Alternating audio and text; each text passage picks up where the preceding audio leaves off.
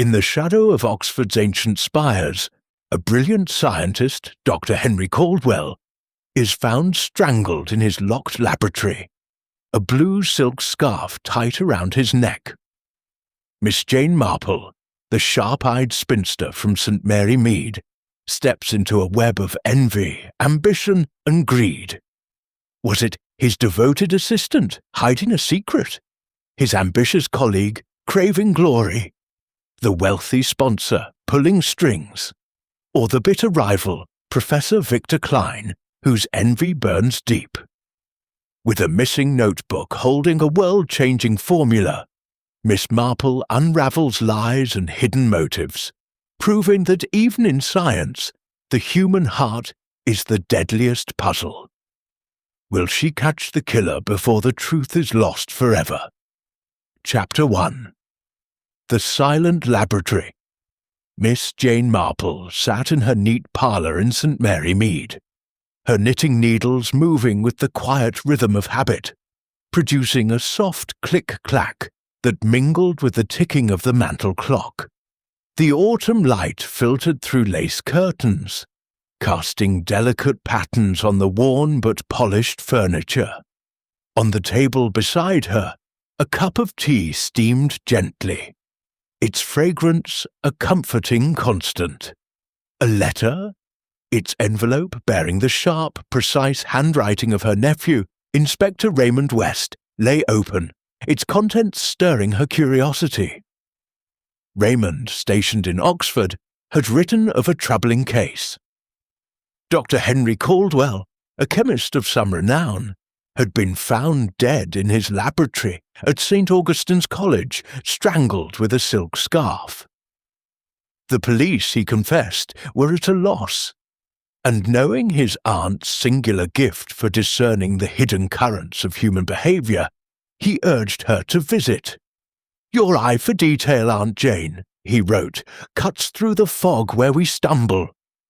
Miss Marple's pale blue eyes, sharp despite her years, gleamed with interest. She set her knitting aside, a half-finished scarf for the church bazaar, and considered the matter. Murder in a laboratory, she mused, was not so different from murder in a village.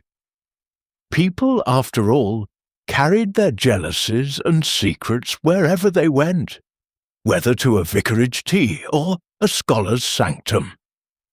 She recalled a long-ago incident in St. Mary Mead, when old Mr. Pritchard's sudden death, blamed on a fall, was revealed through gossip to be the work of a spurned nephew. The clever ones, she murmured to herself, are often the most careless. With a decisive nod she rose, packed a small suitcase with her usual economy, and arranged for her neighbour, Mrs. Clement, to tend her garden. By noon she was on the train to Oxford, the countryside blurring past as her mind turned to the puzzle ahead. Oxford greeted her with its ancient spires piercing a sky heavy with the threat of rain. At the bustling train station, Raymond met her, his lean face creased with worry, but softening at the sight of her familiar figure, clad in a sensible tweed coat and a hat adorned with a single practical feather. "You're a marvel, Aunt Jane," he said, taking her bag. "I hope you're not too tired for a grim business." Miss Marple smiled faintly. "Murder is always grim, Raymond, but it's the living who make it so." At the police station, a squat brick building alive with the clatter of typewriters, Raymond briefed her over a pot of rather weak tea. Dr. Henry Caldwell, aged 52, had been discovered at midnight by a night porter, slumped over his desk in a locked laboratory. A blue silk scarf, knotted tightly around his neck, had ended his life. The room was in disarray, papers scattered, a beaker shattered on the floor, but no fingerprints marked the scene, and the door's lock showed no signs of force. "He was working on something big," Raymond said, rubbing his temple. A chemical compound to purify water, they say. Could have been worth millions. 4 suspects stood out. Margaret Poole, Caldwell's young assistant, who seemed devoted yet evasive. Dr. Lionel Everett, a colleague with ambitions of his own. Sir Reginald Thorne, a wealthy industrialist funding Caldwell's work, and Professor Victor Klein, a rival chemist with a history of bad blood. No one saw anything, Raymond added, and no one's talking. Miss Marple sipped her tea, her expression serene but her mind alert. A locked room, she said softly, is rarely as locked as it seems, and a scarf, such a personal choice. In St. Mary Mead, when Mrs. Harrow's silk shawl went missing, it turned up around a scarecrow, put there by a spiteful neighbour. Small things, Raymond, tell large stories. Raymond looked sceptical, but knew better than to dismiss her. "Will you see the laboratory?" he asked. She nodded, her fingers already itching to unravel the threads of this tangled affair. They drove through Oxford's cobbled streets to St. Augustine's College, its stone walls exuding centuries of learning. The laboratory, tucked in a modern annex, was a stark contrast. White walls, gleaming equipment, and the faint tang of chemicals in the air. Miss Marple stepped carefully, her eyes scanning the room. A cluttered desk, shelves of vials, and a chalkboard scrawled with formulas. The spot where Caldwell had fallen was marked by a chair askew, its cushion still bearing the imprint of his weight. She knelt, peering at a faint smudge of powder near the desk's edge. "Careless," she murmured, "or deliberate?" Raymond raised an eyebrow, but she only smiled. Her thoughts turning to the 4 souls, now bound by this silent, sterile room. People, she said to herself, are never so clever as when they think they've outwitted fate. Chapter 2. The Assistant's Tale. Miss Jane Marple stepped lightly into the laboratory at St. Augustine's College, her sensible shoes making no sound on the polished linoleum floor. The room, bathed in the cold light of fluorescent tubes, was a world apart from the cosy clutter of her St. Mary Mead parlour. Glass beakers gleamed on shelves, their contents labelled in precise scientific script, and a faint chemical tang hung in the air. Sharp and unfamiliar. The desk where Dr. Henry Caldwell had met his end stood in one corner, its surface still strewn with papers, though the police had tidied the worst of the disarray. A chalkboard loomed opposite, covered in cryptic equations that meant little to Miss Marple, but spoke of a mind consumed by discovery. She adjusted her hat, its single feather bobbing slightly, and turned her attention to the young woman hovering near a workbench, her hands nervously sorting a stack of notebooks. Margaret Poole, Dr. Caldwell's assistant, was a slight figure of 28, with mousy brown hair pulled into a tight bun, and a face that might have been pretty, if not for the strain etched into her features. Her eyes, a pale hazel, darted toward Miss Marple and then away, as though seeking escape. She wore a plain grey skirt and a white blouse, the cuffs faintly stained with ink, and her fingers twitched as she aligned the notebooks with unnecessary precision. Miss Marple, who had seen such nervous habits in St. Mary Mead, Mrs. Price, for instance, forever rearranging her tea trays when gossip turned too close to home, smiled gently and approached. "Good morning, Miss Poole," she said, her voice soft but clear, like the chime of a village church bell. "I'm Jane Marple, a friend of Inspector West's. I hope I'm not interrupting your work." Margaret started. a notebook slipping from her grasp and landing with a soft thud. "Oh, no, not at all," she stammered, stooping to retrieve it. "I was just tidying.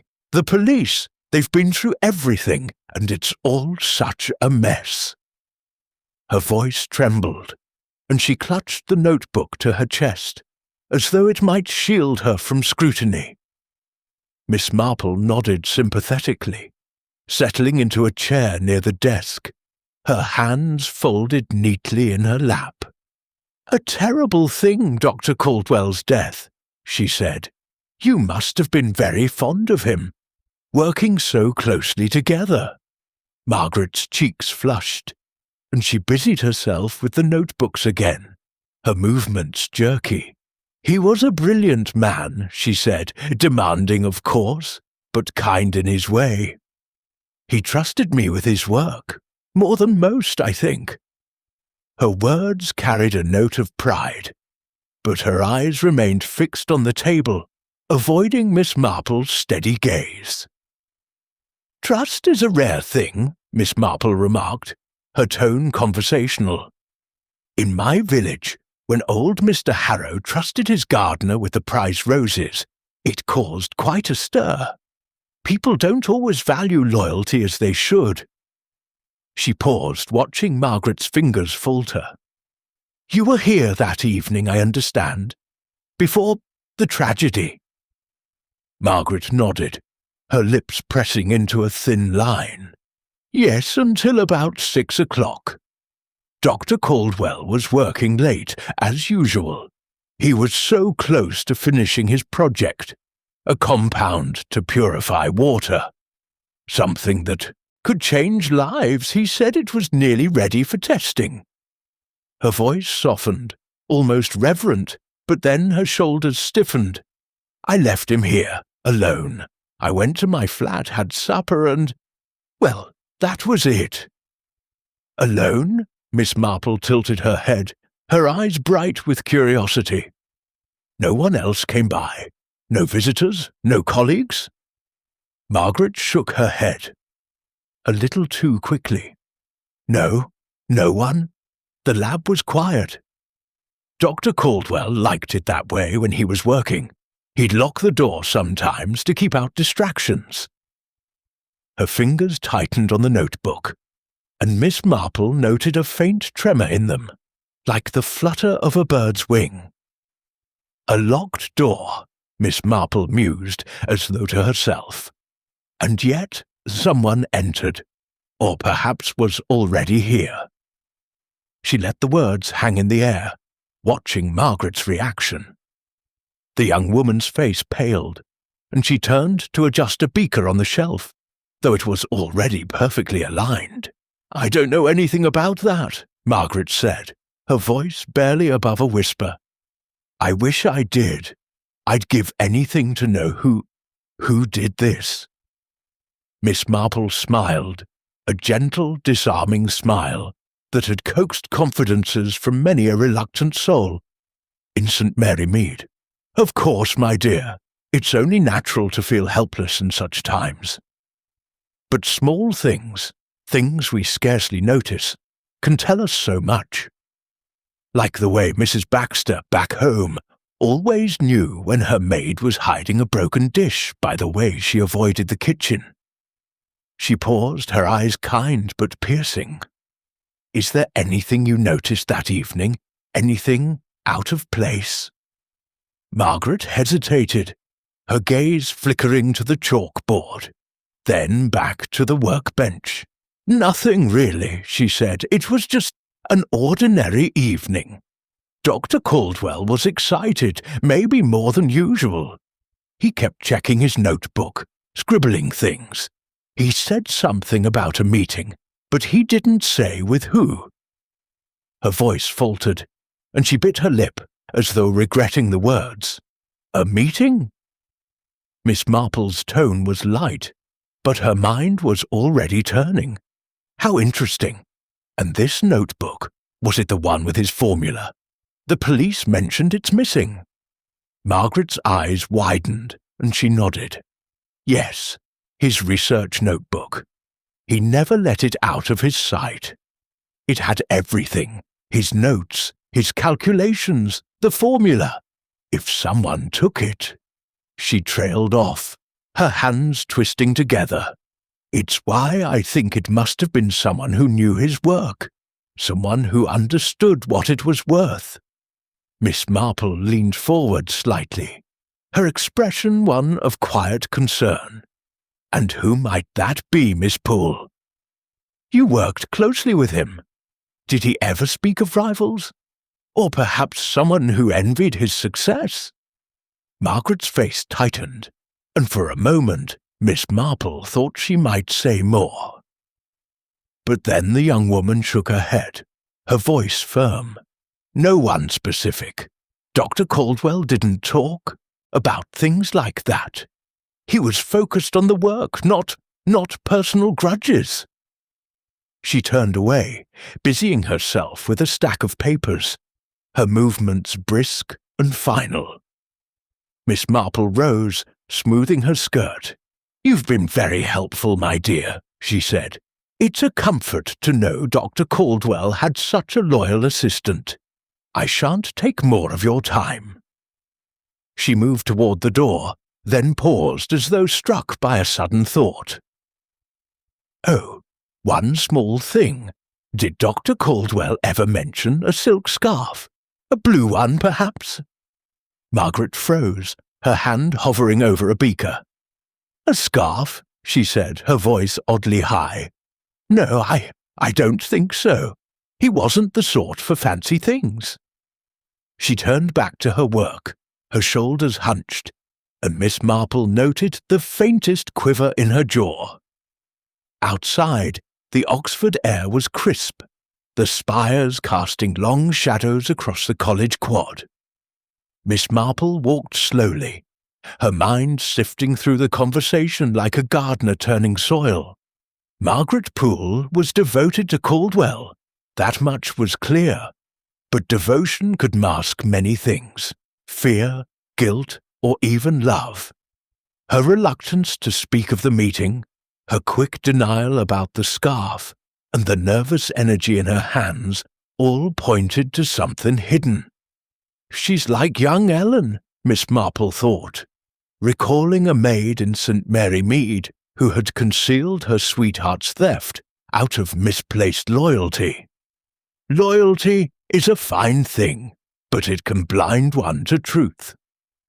She made her way to a small tea room near the college, its windows fogged with steam and the scent of scones wafting from within. Settling at a corner table, she ordered a pot of Earl Grey and opened her notebook, not unlike Caldwell's, she imagined, though hers held observations of human nature rather than chemical formulas. She jotted down Margaret's words, her hesitations, the way her eyes had darted to the chalkboard. A meeting, she wrote, underlining the word, and a scarf that doesn't belong. Small threads, but they weave a pattern. As she sipped her tea, Miss Marple's thoughts turned to the other suspects. Dr. Lionel Everett, the ambitious colleague, would likely have his own tale to tell, and ambition, she knew, could be as dangerous as envy. Sir Reginald Thorne, the sponsor, might hide motives behind his wealth, much like Mr. Grayson, the St. Mary Mead banker who once funded a failing shop to control its owner. And Professor Victor Klein, the rival, his name had lingered in Margaret's silence, unspoken but heavy. Envy, Miss Marple murmured, is a poison that works slowly, like the blight on Mrs. Harrow's roses. She closed her notebook and gazed out the window, where students hurried across the quad, their laughter a stark contrast to the grim task at hand. Margaret Poole's devotion was genuine, but her fear was equally real. Had she seen something that evening, something she dared not speak? Or was she protecting someone, perhaps even herself? Miss Marple's mind drifted to a long-ago case in her village, when a young seamstress had lied about a stolen brooch to shield her brother, only to unravel under gentle questioning. People, she thought, are never so guarded as when they think they're safe. Finishing her tea, she resolved to speak with Raymond about the notebook. If it held the key to Caldwell's discovery, its absence was no accident. Someone had taken it, and someone had brought that scarf, two pieces of a puzzle that, like the scattered papers in the laboratory, might yet be pieced together. She stood, her movements unhurried but purposeful, and stepped back into the Oxford chill, her eyes bright with the quiet determination that had solved many a mystery in the lanes of St. Mary Mead. As she walked, a memory surfaced, a conversation with her friend, Dr. Haydock, who had once remarked that scientists like Vickers often believed themselves above human failings. But they're not, Miss Marple said softly to herself, her breath misting in the air. They're as frail as the rest of us, and just as likely to fall. With that, she turned toward the police station, ready to share her observations with Raymond and to weave the next thread in the tapestry of Dr. Caldwell's murder. Chapter 3. The Colleague's Ambition. Miss Jane Marple made her way through the winding paths of St. Augustine's College, her steps measured but purposeful, the autumn leaves crunching softly beneath her sensible shoes. The air carried a damp chill, and the ancient stone buildings loomed with a quiet dignity that reminded her of the churchyard in St. Mary Mead, where secrets often whispered in the shadows of yew trees. She was on her way to meet Dr. Lionel Everett, the colleague of the late doctor. Henry Caldwell, whose ambition, according to Raymond's notes, was as sharp as the scalpels in his laboratory. Miss Marple's mind, ever alert, turned over her encounter with Margaret Poole, the nervous assistant whose loyalty seemed tinged with something unspoken.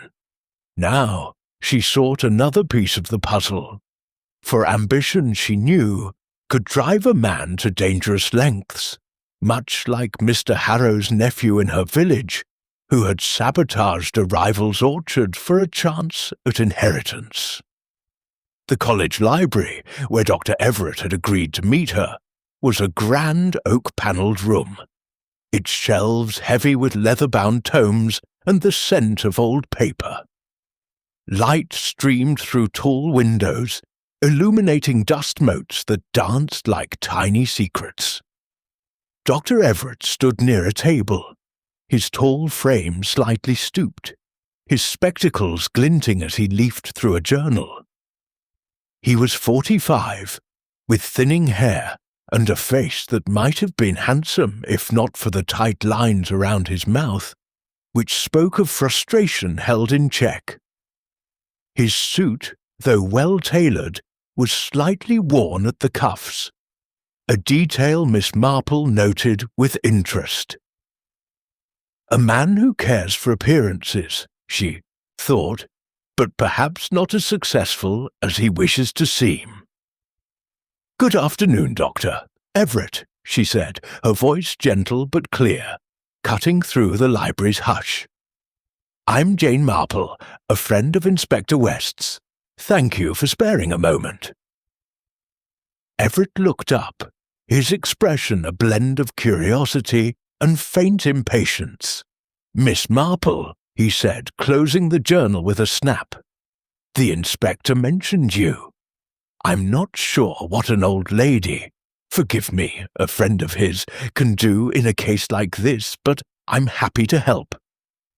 His smile was polite, but his eyes darted, as though measuring her worth. Miss Marple smiled, unruffled, and settled into a chair, her hands folded neatly over her handbag. "You're very kind," she said. "In my village, St. Mary Mead, I've found that even the smallest conversations can shed light on great troubles. Dr. Caldwell's death must be a shock to you, working so closely together."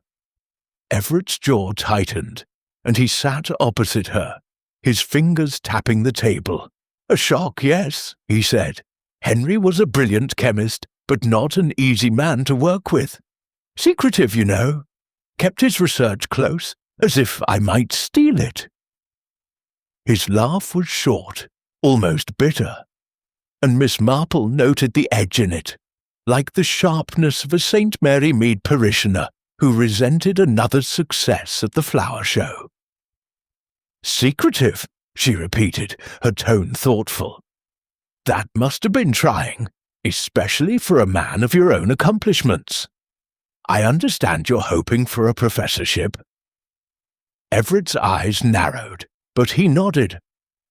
"I've been at this college for years, building my reputation. A professorship is the next step, naturally. Henry's work, though, his water purification compound, was getting all the attention. Sir Reginald Thorne, our sponsor, was fixated on it. My own research on soil remediation is just as vital, but it's less glamorous." His voice carried a trace of resentment, quickly masked by a shrug. Miss Marple tilted her head, her eyes bright with interest. "It's curious, isn't it, how one man's success can overshadow another's? In my village, Mr. Finch, our choir master, was quite put out when young Mr. Tate's voice won all the praise. It led to such an unfortunate incident with the hymnals." She paused, watching Everett's fingers still on the table. "You were in your office that evening, I believe, near Dr. Caldwell's laboratory?" "Yes," Everett said, his tone guarded. "I was working late until about 10. My office is just down the hall. I heard nothing unusual. No shouts, no footsteps. Henry's lab was locked, as always. He was obsessive about it." He leaned back, crossing his arms. "I went home after that. My wife can confirm it." Miss Marple nodded, her expression one of mild curiosity. "And you saw no one else? No visitors, perhaps? Miss Poole mentioned Dr. Caldwell expecting a meeting." Everett frowned, a flicker of surprise crossing his face. "A meeting? She didn't mention that to me. But then Henry rarely shared his plans. If he had a visitor, I didn't see them. The college was quiet that night."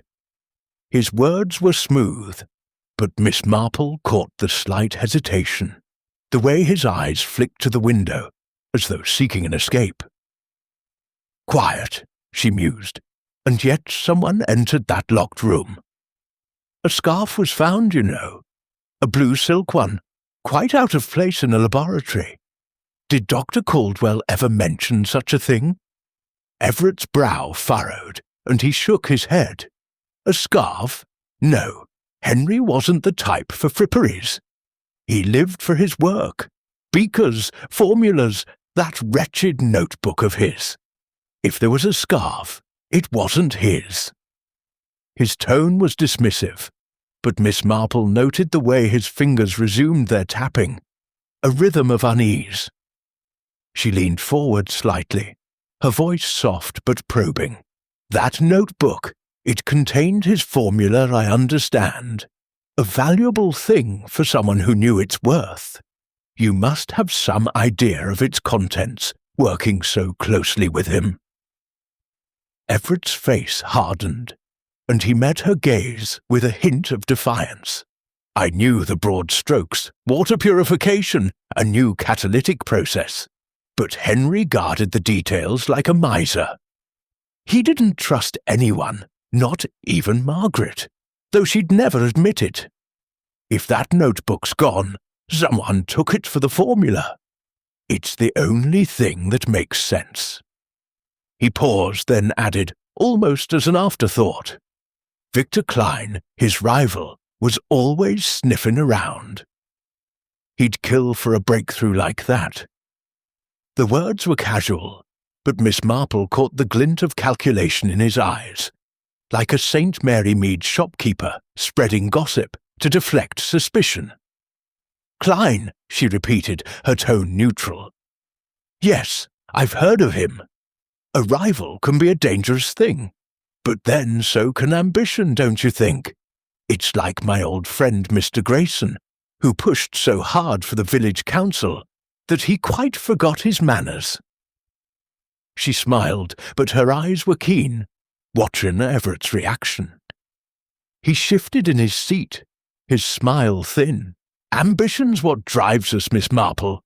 Without it, we'd still be in the Dark Ages. But I didn't need to kill Henry to get ahead. My work speaks for itself." His voice was firm, but Miss Marple noted the slight flush in his cheeks, the way his hands clenched briefly before relaxing. "Of course," she said, rising with a graceful nod. "You've been most helpful, Doctor. Everett."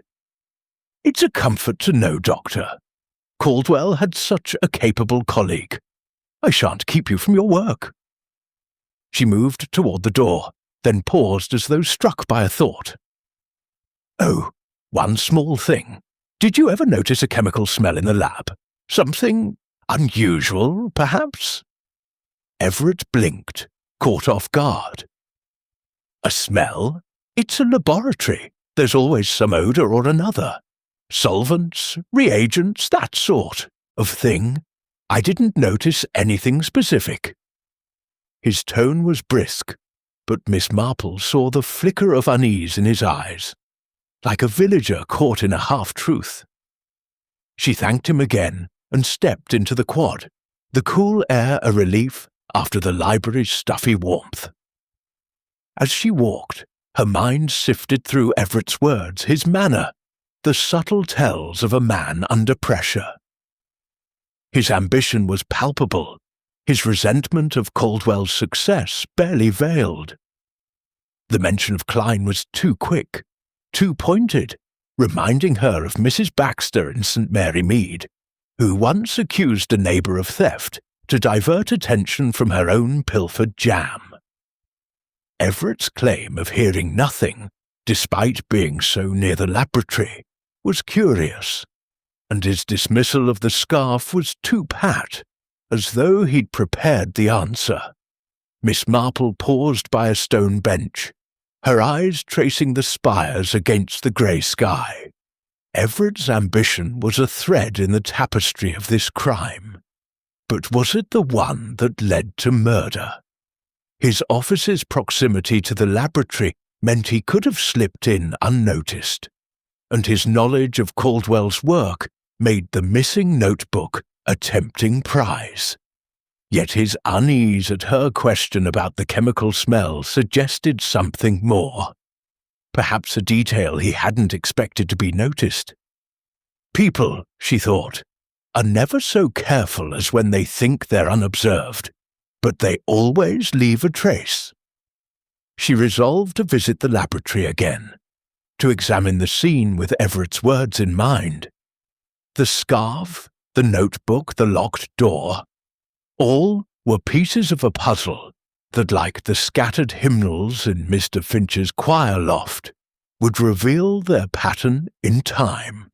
With a quiet smile, Miss Marple adjusted her hat and set off toward the police station, her mind already weaving the next thread in the unravelling of Dr. Caldwell's death. Chapter 4. The Sponsor's Wealth. Miss Jane Marple stepped out of the taxi, her small figure dwarfed by the imposing gates of Thornwood Manor. The sprawling estate of Sir Reginald Thorne, the industrialist who had funded Dr. Henry Caldwell's research. The gravel drive stretched toward a Georgian mansion, its stone facade softened by ivy and flanked by manicured lawns that spoke of wealth carefully curated. The autumn sun hung low, casting long shadows that seemed to guard secrets as old as the house itself. Miss Marple adjusted her tweed coat, her eyes sharp behind their mild expression. and recalled a St. Mary Mead banker, Mr. Grayson, whose generous donations to the village hall masked a desire to control its every decision. Wealth, she knew, was rarely given without strings, and she was eager to learn what strings Sir Reginald had tied to Dr. Caldwell's work.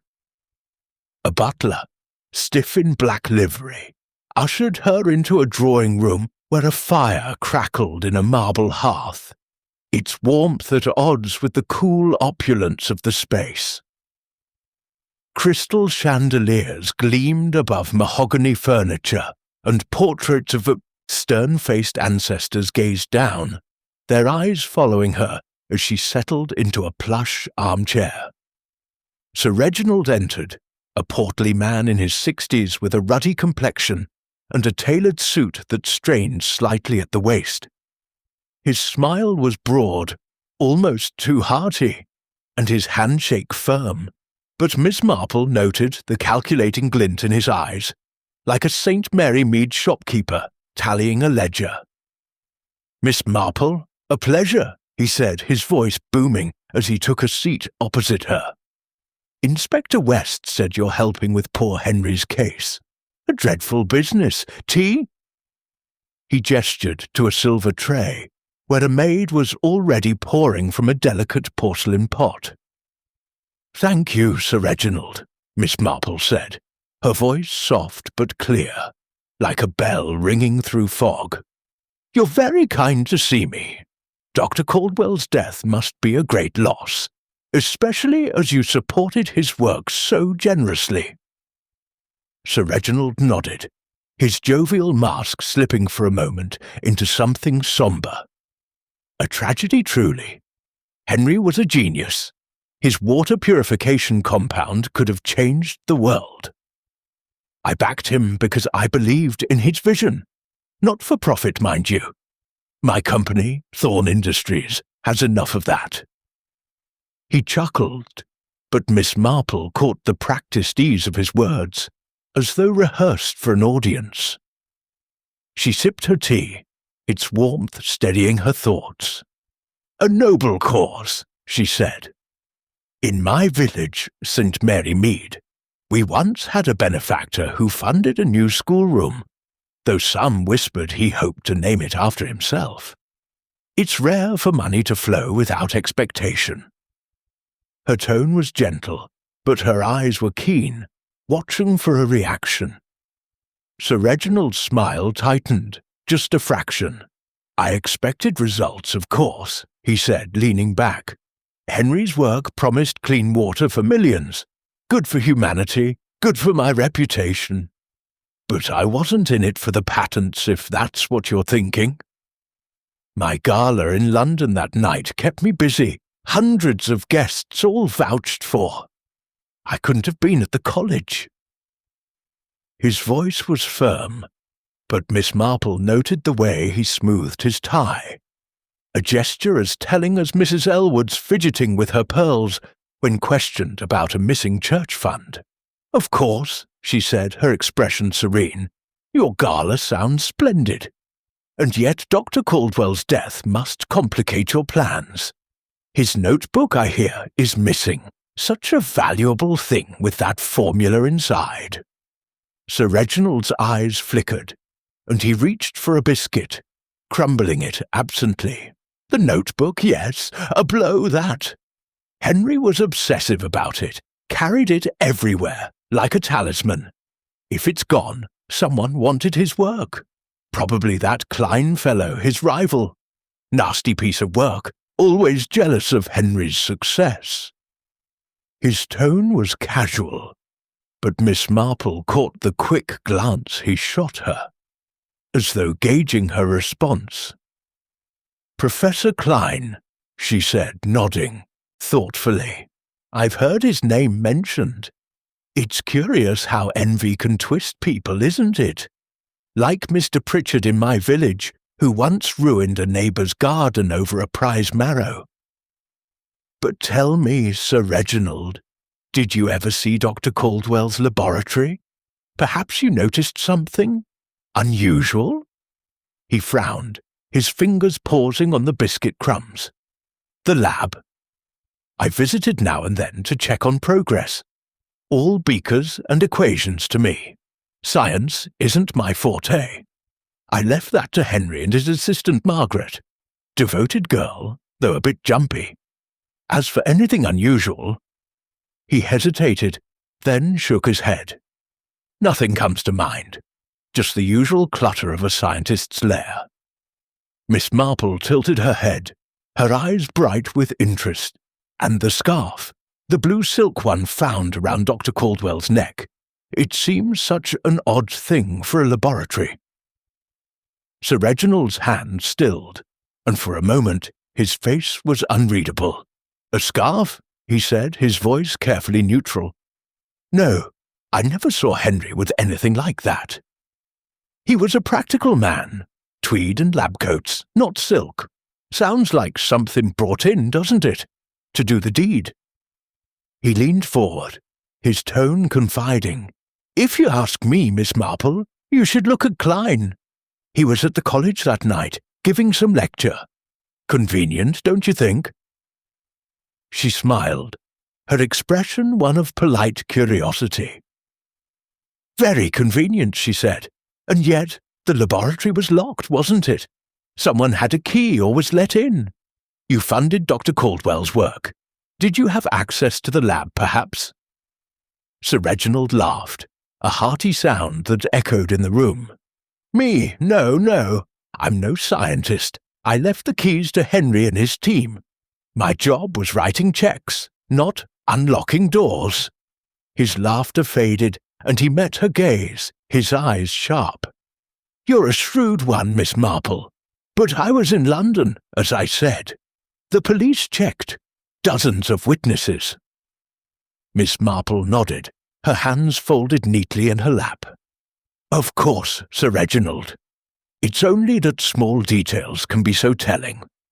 In St. Mary Mead, when Mrs. Baxter's silver teapot went missing, it was the way she avoided mentioning her nephew that gave her away.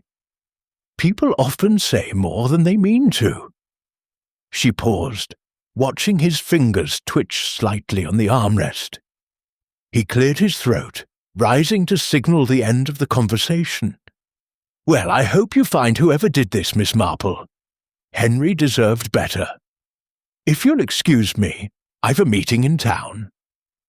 He escorted her to the door, his manner courteous but brisk, and Miss Marple noted the faint sheen of perspiration on his brow, despite the room's warmth. As the butler led her back to the waiting taxi, Miss Marple's mind was already at work, sifting through Sir Reginald's words like a gardener turning over soil. His alibi was solid, backed by a crowd of gala-goers. But his quickness to point at Klein was telling much, like Mr. Grayson's eagerness to blame a rival for a failed investment. His claim of disinterest in the formula rang hollow. Wealthy men, she knew, rarely funded dreams without expecting a return. The scarf, too, had unsettled him, though he'd masked it well. Money, she thought, is a motive as old as time, like Mrs. Elwood's grip on her charity funds. In the taxi, she opened her notebook, jotting down her observations. Sir Reginald's practiced charm, his deflection to Klein, the way his hand had stilled at the mention of the scarf. She recalled the laboratory's sterile order, the broken vial under the desk, and the faint chemical odour that had lingered. Had Sir Reginald noticed more than he let on during his visits? Or was his ignorance, like his generosity, a carefully crafted facade? People, she murmured, are never so transparent as when they think they're opaque. As the taxi wound through Oxford streets, Miss Marple resolved to speak with Raymond about Sir Reginald's alibi, to see if any cracks lay beneath its polished surface. The notebook, the scarf, the locked door. These were threads in a tapestry that was slowly taking shape. Like the St. Mary Mead fate, where a single misplaced ribbon had unravelled a theft, this case would yield to patience and observation. With a quiet smile, she closed her notebook and gazed out at the passing spires, her mind already turning to the next encounter, with the rival whose name echoed in every conversation. Professor Victor Klein. Chapter 5. The Rival's Envy. Miss Jane Marple stepped into the bustling atmosphere of the Copper Kettle, a small cafe tucked in a narrow Oxford street. Its windows steamed with the warmth of brewing tea and lively chatter. The scent of fresh scones and coffee mingled with the faint dampness of the autumn afternoon, and the clink of china provided a comforting backdrop, not unlike the tea parties of St. Mary Mead. She had arranged to meet Professor Victor Klein here, Doctor, Henry Caldwell's rival, whose name had surfaced in every conversation with a note of suspicion or disdain. Miss Marple's eyes, sharp behind their gentle demeanour, scanned the room as she adjusted her hat, its single feather catching the light.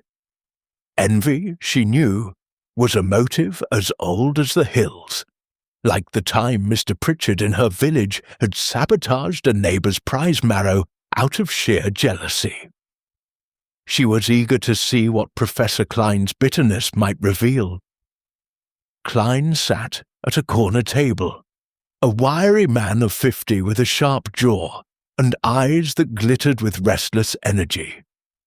His tweed jacket was patched at the elbows, and his fingers, stained faintly with ink, drummed an impatient rhythm on the tablecloth. A half-empty coffee cup sat before him, its contents cold, as though he'd been too distracted to drink. He looked up as Miss Marple approached, his expression a mix of curiosity and thinly veiled irritation. "Professor Klein," she said, her voice soft, oh, but clear, cutting through the cafe's hum. "I'm Jane Marple, a friend of Inspector West's. Thank you for meeting me in such a lively setting." Klein's lips twitched, not quite a smile. "Miss Marple," he said, his voice clipped with a trace of a northern accent. "The inspector said you're poking about Henry's death. I suppose you think I had something to do with it, like everyone else." He gestured to the chair opposite, his manner brusque but not hostile. Miss Marple settled into the seat, her hands folded neatly over her handbag. "Not at all, Professor," she said, her tone disarming. "I only wish to understand Dr. Caldwell's world. In my village, St. Mary Mead, I've found that a conversation can reveal more than a dozen police reports. You and Dr. Caldwell were rivals, I understand." Klein's eyes narrowed, and he leaned back, crossing his arms. "Rivals? That's a polite way of putting it. Henry Caldwell was a thief, plain and simple. He built his career on other people's ideas, passing them off as his own. His water purification compound. Half the concepts came from my work a decade ago, before he twisted them to suit his ambitions." His voice was low, but the venom in it was unmistakable, like the hiss of a kettle left too long on the stove. Miss Marple tilted her head, her expression one of mild surprise. "A thief? That's a strong accusation. In St. Mary Mead, when Mrs. Harrow claimed her recipe for scones was stolen, it caused quite a stir, but proof was hard to come by. Did you ever confront Dr. Caldwell about this?" Klein's jaw tightened, and he leaned forward, his hands gripping the table's edge. "Confront him? Oh, I tried. Years ago, we had a falling out over a patent. He took credit for a filtration process I'd developed. I challenged him, But he had the charm, the connections, the money from men like Thorne. I was left in the dust while he climbed the ladder to glory. He paused, his eyes blazing. His latest project. Just more of the same. He didn't deserve the praise he got. Miss Marple nodded, her face serene but her mind alert, sifting through his words. "It must have been galling," she said, "to see him succeed where you felt cheated. You were at the college that evening, I believe, giving a lecture." Klein's fingers stilled, and he met her gaze, his expression guarded. "Yes, I gave a talk on catalytic processes in the lecture hall across the quad. Finished around 9, then left for my lodgings. Dozens of students saw me. Ask them. I didn't go near Henry's lab." His voice was firm, but Miss Marple noted the slight twitch at the corner of his mouth, like a St. Mary Mead villager caught in a half-truth. "Of course," she said, her tone gentle. "And yet someone did. The laboratory was locked, but a silk scarf was found, blue, quite elegant. An odd thing for a scientist's lair, don't you think?" Klein's brow furrowed, and he shrugged, a little too casually. "A scarf. Sounds like something Henry's assistant might have left behind. Margaret, always fluttering about him like a moth. Henry wasn't the type for such nonsense. If it was there, it wasn't his." His words were quick, dismissive, but Miss Marple caught the flicker of unease in his eyes, as though the question had struck a nerve. She leaned forward slightly, her voice soft but probing. "And the notebook, Dr. Caldwell's research notes, with his formula. It's missing, you know. A valuable thing for someone in your field." Klein's face darkened, and he pushed his coffee cup aside. "Valuable. Priceless, more like. That notebook was Henry's lifeline. Every calculation, every breakthrough. If it's gone, someone wanted to steal his work or destroy it. I wouldn't put it past Everett, his colleague. Ambitious sort, always lurking in Henry's shadow." He paused, then added, his tone biting, "Or maybe Thorne, the money man. He'd sell his own mother for a patent." Miss Marple smiled, her eyes bright with interest. "You paint a vivid picture, Professor. But you too must have been curious about Dr. Caldwell's work, given your shared interests. Did you ever visit his laboratory, perhaps to compare notes?" Klein's laugh was sharp, almost a bark. "Visit? Henry wouldn't let me within 10 feet of his precious lab. Locked it tighter than a bank vault.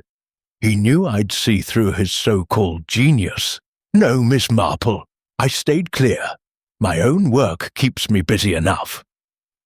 His words were defiant, but Miss Marple noted the way his fingers resumed their drumming, a restless rhythm that betrayed his calm.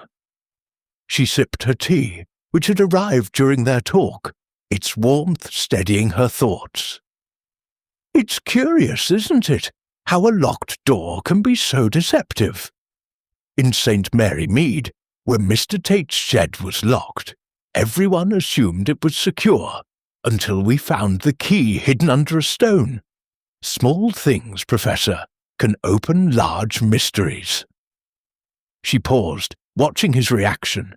"Did you ever notice anything unusual in Dr. Caldwell's habits?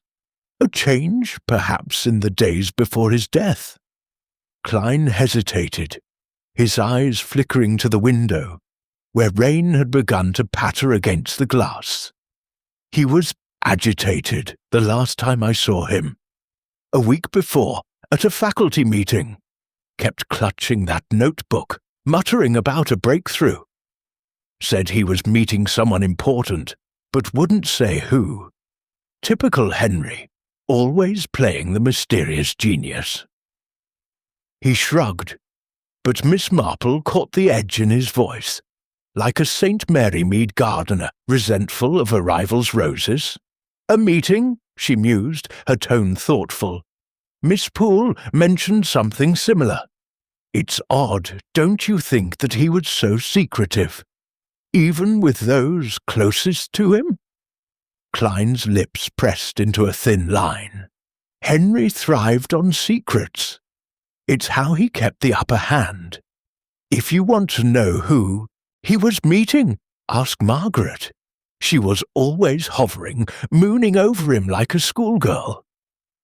His tone was scornful, but Miss Marple noted the way his eyes darted away, as though avoiding a truth he'd rather not face. She set her teacup down, her movements deliberate. "You've been very helpful, Professor Klein," she said, rising with a graceful nod. "It's a comfort to know Dr. Caldwell's work was so keenly understood, even by his rivals. I shan't keep you longer." She moved toward the door, then paused as though struck by a thought. "Oh, one small thing. Did you ever notice a chemical smell in the college? Something distinctive, perhaps?" Klein blinked, caught off guard. "A smell? The whole place reeks of chemicals. Labs, cleaners, you name it. Nothing stood out." His tone was curt, but Miss Marple saw the slight tightening of his jaw, like a villager deflecting a pointed question. She thanked him and stepped into the rain, pulling her scarf tighter as she made her way to a waiting taxi. Her mind was already at work, sifting through Klein's words, his bitterness as sharp as the wind.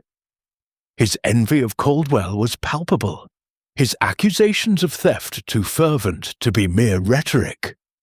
The mention of a meeting echoed Margaret's words, but Klein's quickness to point at Everett and Thorne was telling, much like Mrs. Baxter's haste to blame a neighbour for a missing teapot. His denial of the scarf was too pat, and his unease at the chemical smell suggested he knew more than he let on. Envy, she thought, is a vine that strangles, like the ivy that choked Mrs. Harrow's garden. In the taxi, she opened her notebook, jotting down Klein's sharp words, his restless hands, the way he'd deflected her questions with accusations.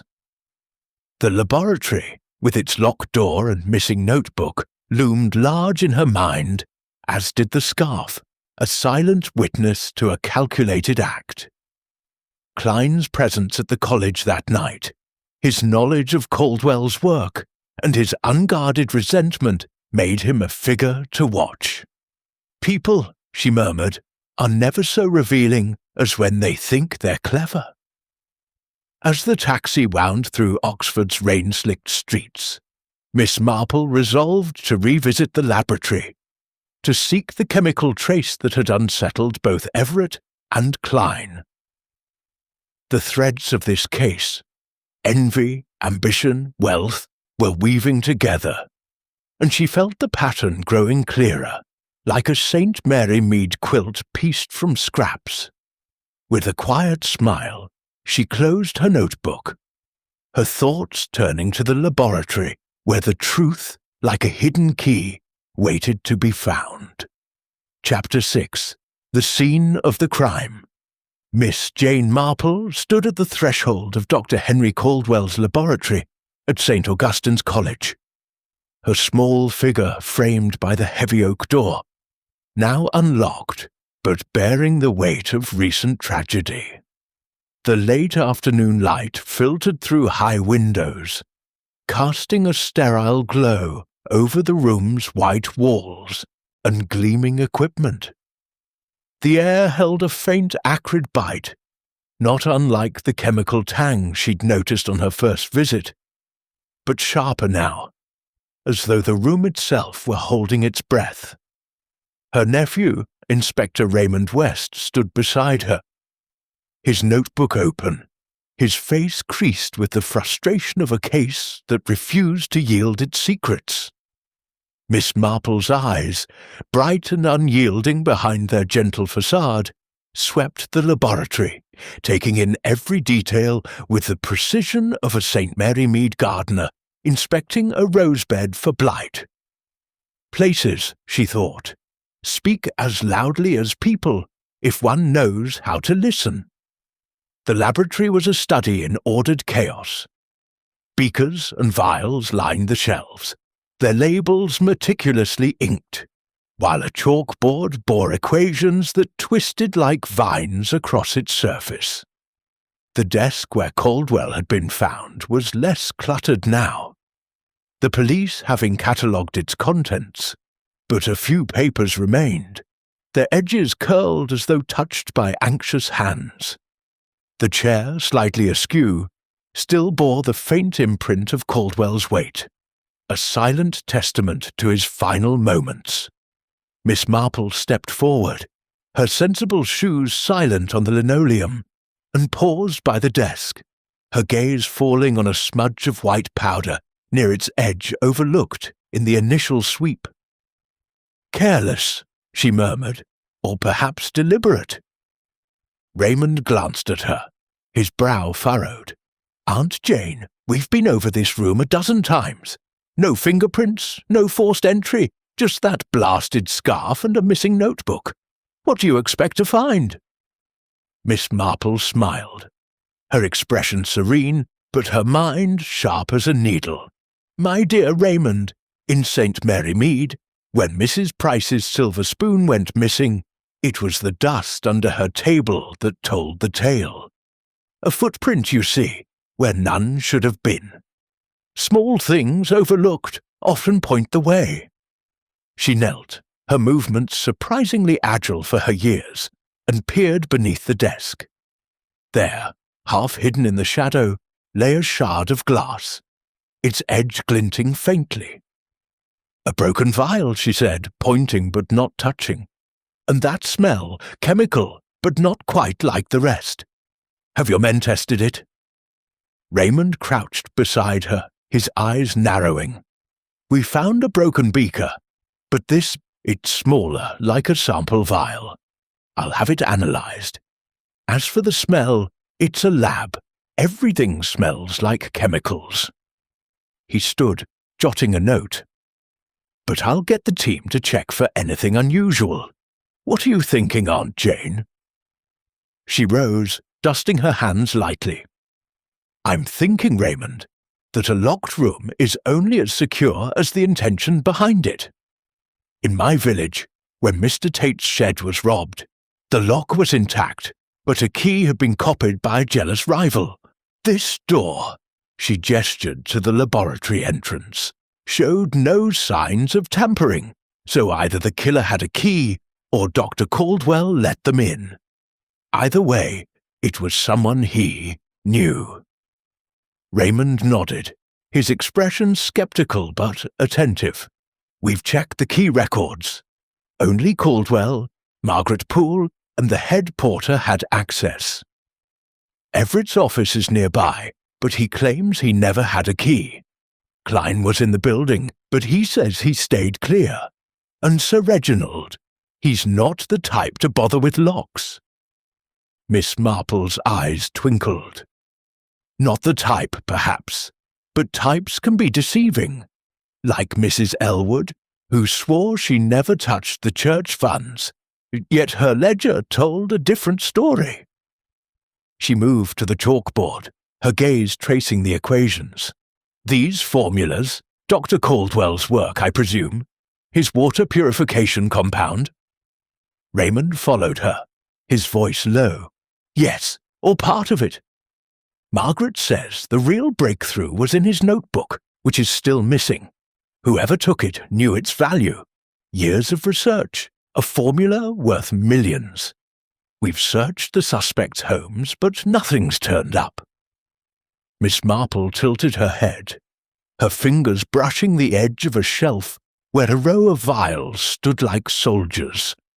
"A notebook," she mused, "is a personal thing, like a diary." In St. Mary Mead, when Miss Clara's journal vanished, it was because someone feared what it revealed. This notebook, I think, is the heart of the matter. And the scarf? She turned to Raymond, her voice soft but insistent. Blue silk, you said. Not Dr. Caldwell's, I take it? Raymond shook his head. Number he was all tweed and practicality, according to Margaret. The scarf was fine, expensive, out of place here. We're tracing its origin, but no luck yet. Miss Marple nodded, her mind turning over the details like a seamstress examining stitches. The scarf was no accident. It was chosen, brought to the scene, its elegance a stark contrast to the laboratory's austerity. She recalled a St. Mary Mead incident, when a silk ribbon left at a theft pointed to a culprit who thought themselves clever. A scarf, she said almost to herself, is intimate, deliberate. It strangles silently, but it also speaks of intent, of planning. She moved to the window, its latch secure but offering a view of the quad, where students hurried through the gathering dusk. This room, she said, was Dr. Caldwell's sanctuary, yet it became his tomb. Someone entered, someone he trusted, or feared. The broken vial, the missing notebook, the scarf, all pieces of a puzzle, like the scattered petals in Mrs. Harrow's garden when her roses were ruined. Raymond sighed, closing his notebook. You see more than I do, Aunt Jane. But where does it lead? Margaret's nervous, Everett's ambitious, Klein's bitter, and Thorne's too rich to care. They all point fingers, but none of them fit perfectly. Miss Marple smiled, her eyes distant but sharp. Not yet, Raymond. In St. Mary Mead, when Mr. Finch's choir books were tampered with, it was the smallest clue, a smudged ink mark, that led to the whole culprit. This vial, this smell, they're telling us something. Have your men test it, and check the lock again, not for tampering, but for who might have had access, even briefly. A key can be borrowed, you know, like a neighbour's spade. Raymond nodded, a spark of hope in his eyes. I'll get on it. Anything else you want to see here? Miss Marple took one last look around, her gaze lingering on the chalkboard, the desk, the faint powder smudge. Not for now, she said, but I'd like to know more about this meeting Margaret and Klein mentioned. Someone Dr. Caldwell expected, someone important. That, I think, is where the thread begins to unravel. As they left the laboratory, the door locking behind them with a heavy click, Miss Marple felt the weight of the case settling into her bones, not unlike the chill of an autumn evening. The laboratory had spoken, in its broken glass and lingering scent, but its story was incomplete. The scarf, the notebook, the locked door, these were not random, but part of a pattern, like the patchwork quilt she'd once helped Mrs. Baxter piece together. Each scrap revealing a larger design. People, she thought, leave their marks, even when they think they've wiped them clean. She walked beside Raymond through the quad, the spires of Oxford rising against the darkening sky. Her mind was already turning to the next step, to the meeting that had drawn Caldwell to his death, and to the rival whose envy seemed to burn brighter than the rest. With a quiet nod to herself, she resolved to dig deeper, knowing that like the hidden roots in a St. Mary Mead garden, the truth lay just beneath the surface, waiting to be uncovered. Chapter 7. Whispers of Motive. Miss Jane Marple sat at a polished mahogany table in the dining hall of St. Augustine's College, the murmur of conversation around her blending with the clink of silverware and the soft glow of chandeliers overhead. The room, with its high ceilings and portraits of dour academics, exuded an air of solemn tradition, yet the occasion, a faculty dinner to honour Dr. Henry Caldwell's memory, was charged with an undercurrent of unease. Miss Marple, invited as Inspector Raymond West's guest, wore her best black dress, its simplicity offset by a single brooch. And her eyes, sharp behind their gentle facade, observed the gathering with the keenness of a St. Mary Mead spinster at a village fete. People, she knew, revealed their truest selves in such settings, where wine loosened tongues and proximity sharpened tensions. The suspects were all present, seated at the long table amidst colleagues and college dignitaries. Margaret Poole, the assistant, sat near the end, her hands fidgeting with a napkin, her pale face half hidden by a loose strand of hair. Dr. Lionel Everett, the colleague, was opposite, his spectacles catching the light as he spoke loudly of his soil remediation research, his voice carrying a forced confidence. Sir Reginald Thorne, the sponsor, presided near the head of the table, his ruddy face flushed with claret, his laughter booming but his eyes watchful. Professor Victor Klein, the rival, sat apart, his wiry frame hunched over a glass of water, his expression as sour as the November wind outside. Miss Marple's gaze moved from one to the other, noting their glances, their silences, the way each seemed to orbit the absence of Dr. Caldwell like planets around a vanished sun. The dinner began with a toast, led by the college dean, a frail man with a quavering voice who praised Caldwell's brilliance and lamented his loss. "To Henry," he said, raising his glass, "whose work will live on." The room echoed the toast, but Miss Marple caught the fleeting looks exchanged. Margaret's eyes downcast, Everett's lips tight, Thorne's smile too broad, Klein's hand gripping his glass until his knuckles whitened. Grief, she thought, wears many masks, like Mrs. Baxter's tears at the church fete when her rival won the baking prize. As the meal progressed, roast beef and claret, served with the college's quiet pomp, Miss Marple listened more than she spoke, her presence unassuming, but her ears attuned to every word. She sat beside a chatty professor of botany, whose prattle about rare orchids gave her cover to observe. Margaret, she noted, avoided Klein's gaze, her fingers shredding the edge of her napkin when he spoke. Everett, meanwhile, leaned towards Sir Reginald, his voice rising as he described a recent grant application, his eyes flicking to the sponsor as though seeking approval. Thorne nodded, but his attention seemed elsewhere, his fingers drumming lightly on the tablecloth. Klein, isolated at his end, ate sparingly, his eyes cold and fixed on some distant point, as though the room held nothing but ghosts. Midway through the main course, Sir Reginald's voice cut through the hum, his tone jovial but pointed. "Henry's work was a marvel," he said, addressing the table, "but it wasn't without its troubles. He and Klein here had a bit of a row years back, didn't they? Something about a patent, I recall."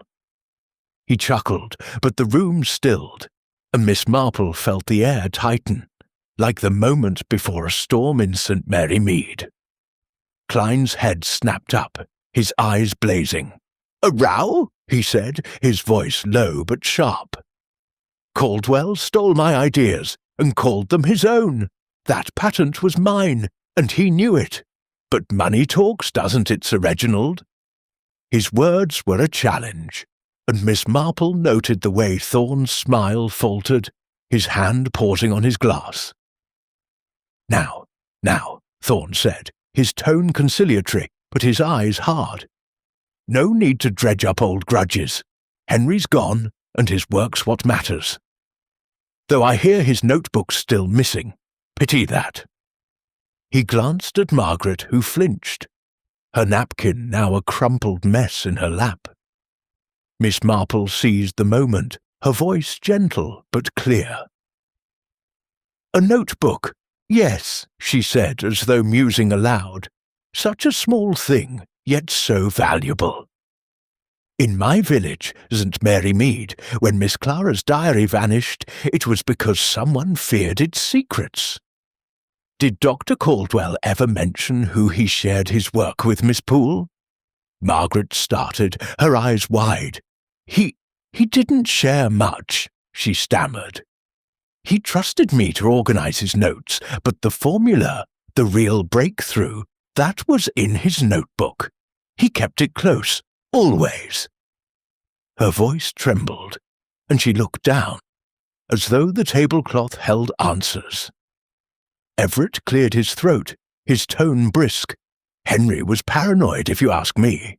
Kept that notebook locked away, as if we were all out to steal it.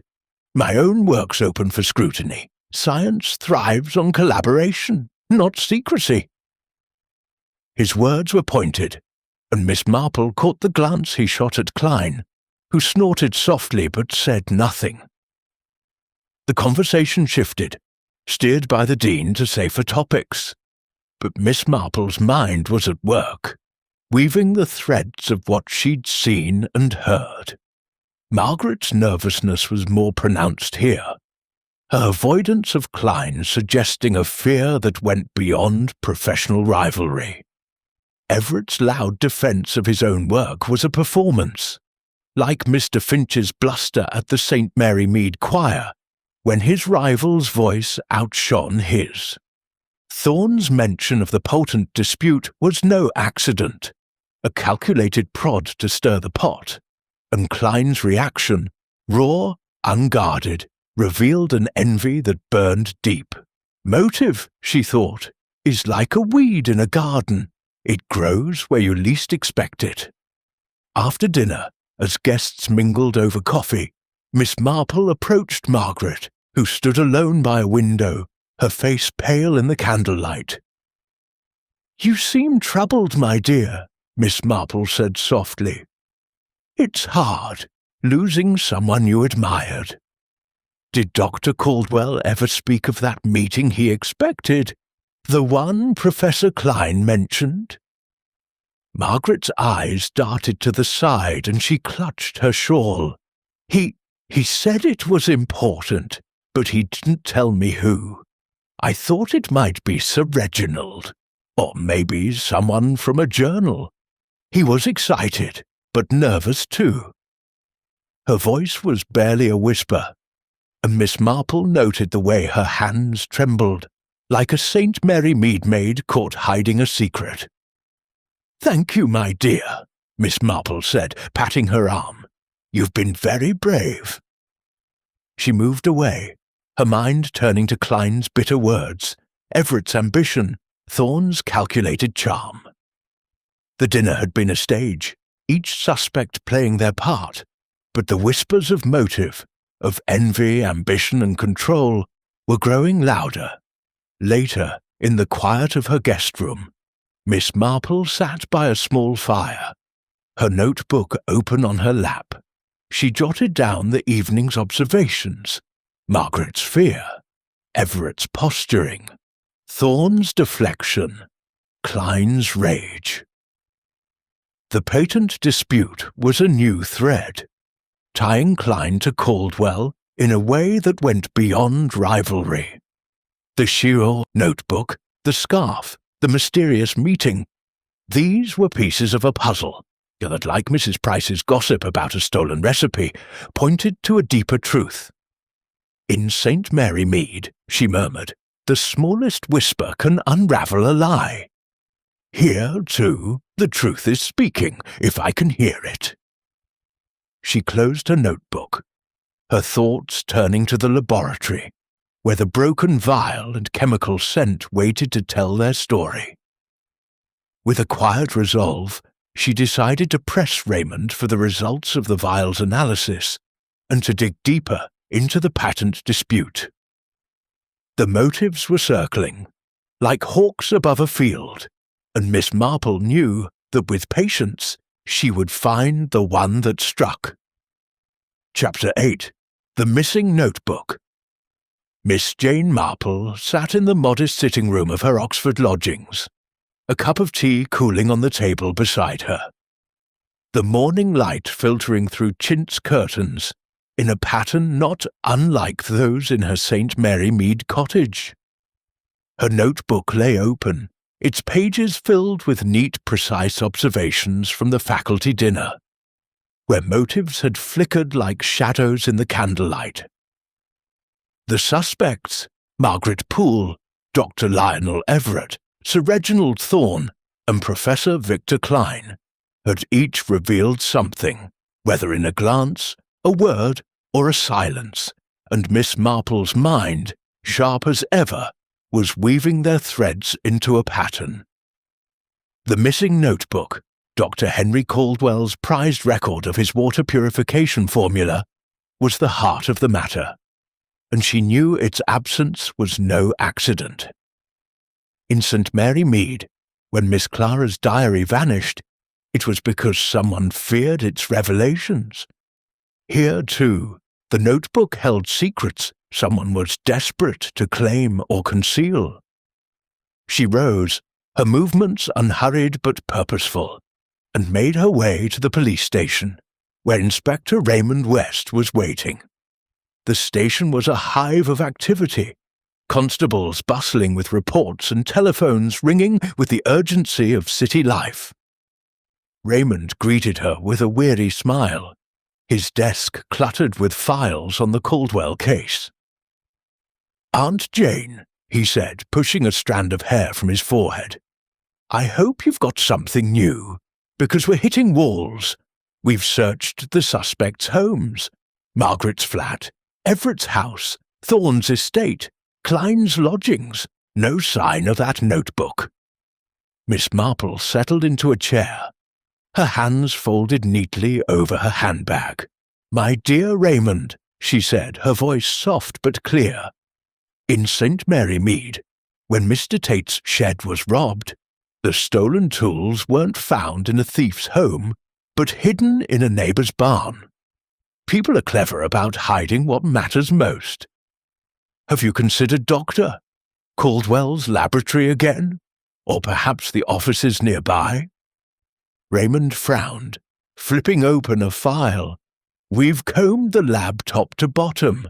Nothing but papers, chemicals, and that broken vial you pointed out. We're still waiting on the lab report for it.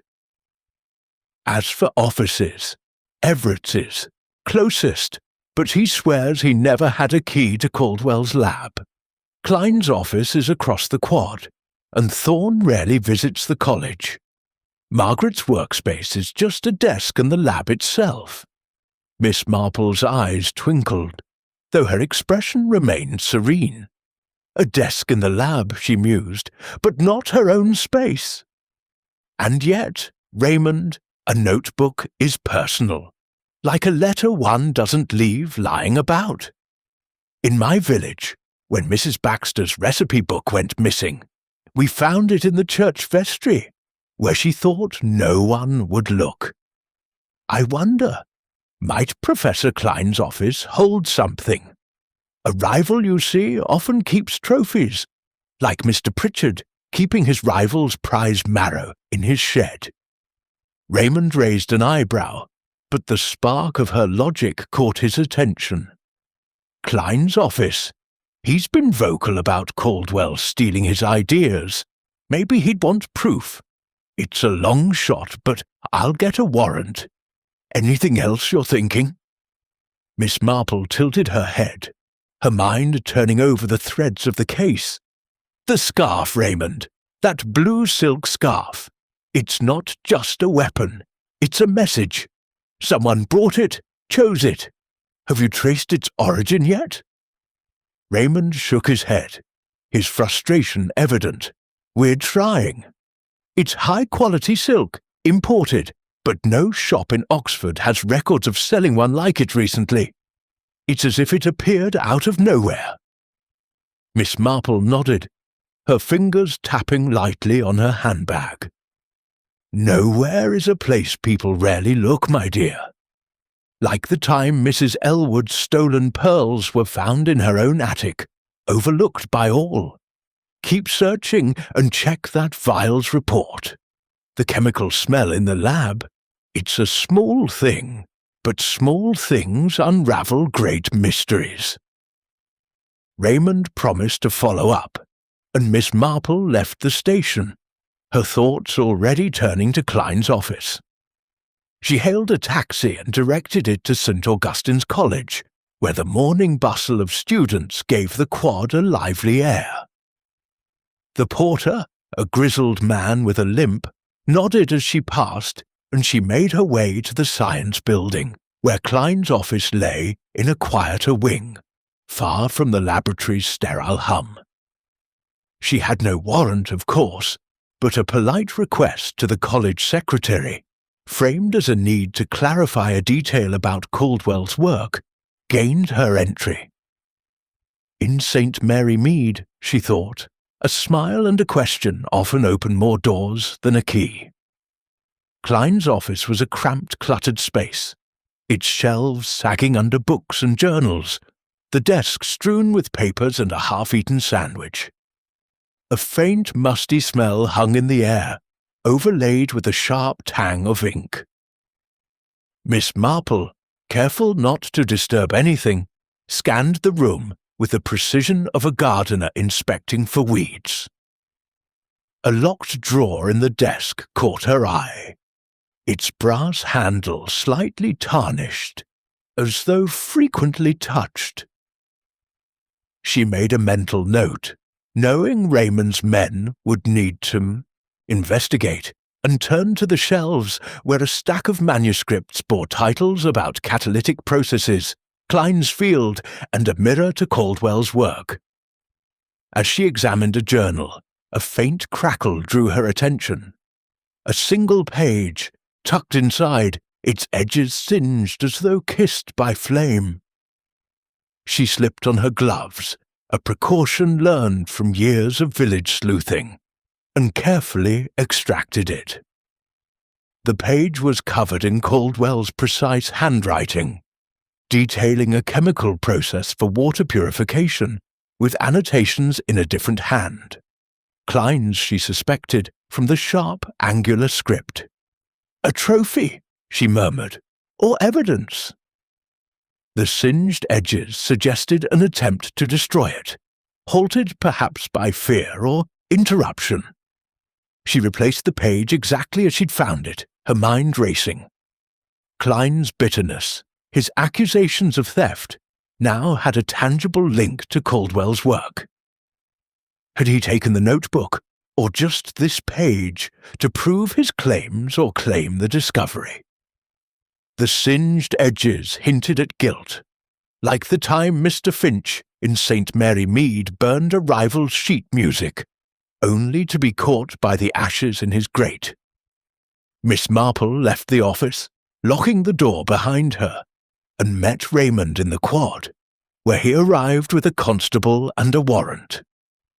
She led them to the drawer, her voice calm but insistent. "You'll want to look here, Raymond, and check the journal on the second shelf, third from the left. Small things, you see, tell large stories." The constable opened the drawer, revealing a bundle of papers but no notebook. The singed page, however, was retrieved, and Raymond's eyes widened as he read it. "Caldwell's work," he said. "How did Klein get this?" Miss Marple's lips curved in a faint smile. "He may claim he found it, Raymond, but a rival doesn't keep such things by chance. Like Mrs. Harrow's stolen roses, hidden in a neighbour's shed to be admired in secret. Question him, but gently. Anger reveals more than denial." They returned to the station, where Klein was summoned. He arrived, his wiry frame tense, his eyes darting as Raymond presented the page. "I found it in the lab," Klein snapped, his voice sharp with defiance. "After Henry's death, I went to check his work. Suspected he'd stolen more of my ideas. That page proves it. I kept it to expose him. not to hide anything. Miss Marple watched him, her expression serene but her mind alert. "Expose him, Professor," she said softly. "Yet you burned the edges." In St. Mary Mead, when Mr. Pritchard tried to burn his rival's letters, it was because they pointed to his own guilt.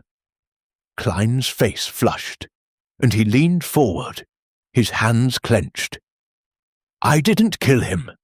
I wanted the world to know he was a fraud, not to steal his work.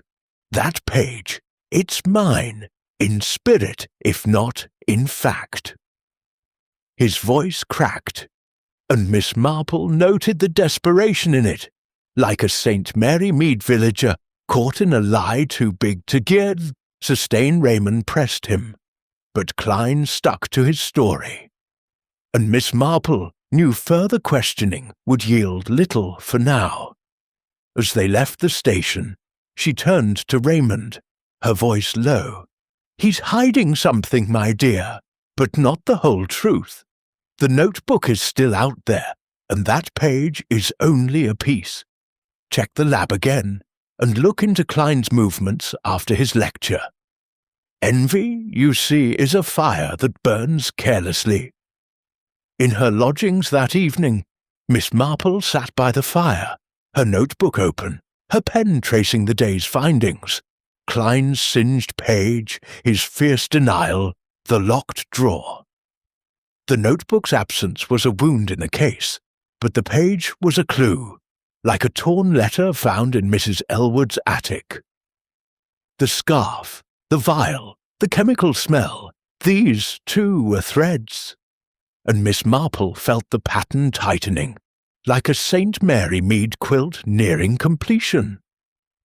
With a quiet resolve, she closed her notebook, her thoughts turning to the scarf, whose silken mystery might yet unravel the killer's intent. Chapter 9.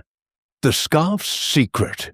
Miss Jane Marple walked briskly through the cobbled streets of Oxford, her umbrella raised against a persistent drizzle that cloaked the city in a grey veil. The morning was chilly, the kind that seeped into the bones, but her mind was alight with the clarity of purpose that had solved many a puzzle in St. Mary Mead. The discovery of the singed page in Professor Victor Klein's office had tightened the threads of the case. But the blue silk scarf, used to strangle Dr. Henry Caldwell, remained an enigma. A deliberate choice, she was certain, that held the key to the killer's intent. In her village, a misplaced ribbon had once betrayed a thief's identity. Here, she sensed, the scarf would speak just as loudly. Her destination was a small boutique on High Street, recommended by a chatty college porter who recalled a similar scarf in its window. The boutique, La Belle Étoffe, was a quaint shop with a bell that tinkled as she entered, its interior a warm contrast to the damp outside.